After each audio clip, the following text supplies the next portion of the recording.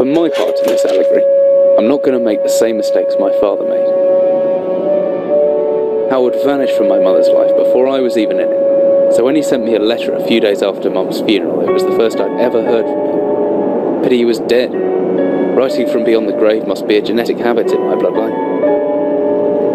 His letter contained a key, instructions, pleas for forgiveness. I figured the dead don't have much use for absolution, so I turned to his prophetic passing, which he inexplicably expected to come any day.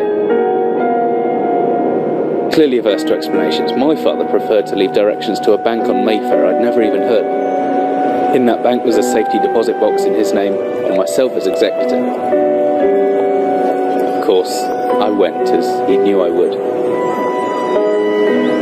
I discovered that despite the evidence, he'd been legally declared dead almost 30 years ago, and so the old book and collection of notes I found had, in the eyes of the law, been mine all this time. My father's instructions were to burn the documents, raise no further questions.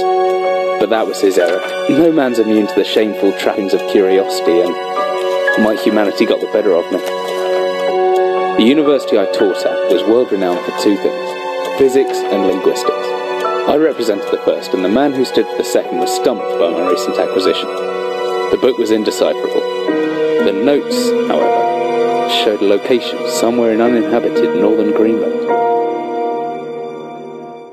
It took me almost a year to book the last flight I'd ever take. As I watched civilization disappear along with Heathrow, I realised my father had disappeared 3 decades ago, almost to the day, and I considered in turn what it was that I was leaving behind. We landed on a strip of ice a few feet wide, and within minutes I was pulling away on a chartered boat, beginning the 12-hour journey that would lead me into my past.